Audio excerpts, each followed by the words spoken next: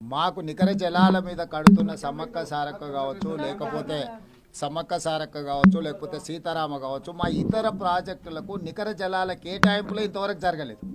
మా నికర జలాల గోదావరిలో అదనపు నీళ్లు ఉన్నాయి, గోదావరి నీళ్లు సముద్రంలో కలుస్తున్నాయి, సముద్రంలో కలిసే నీళ్లు మేము వినియోగించుకుంటున్నాం అని వాదిస్తున్న ఆంధ్రప్రదేశ్ మా ప్రాజెక్టులకు ఎందుకు అభ్యంతరం పెడుతుంది?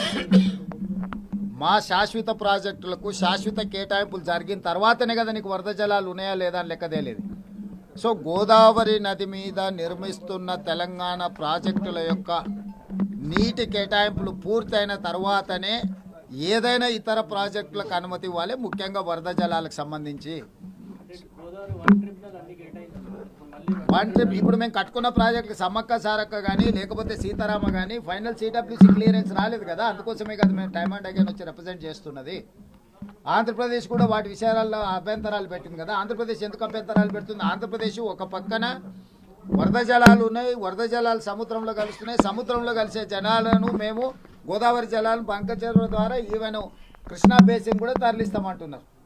ఒకవేళ మీరు ఆ నీళ్లను వినియోగించుకోవాలనుకున్నప్పుడు మా ఉన్న ప్రాజెక్టుల యొక్క అనుమతులకు ఎందుకు అభ్యంతరం పెడుతున్నారు?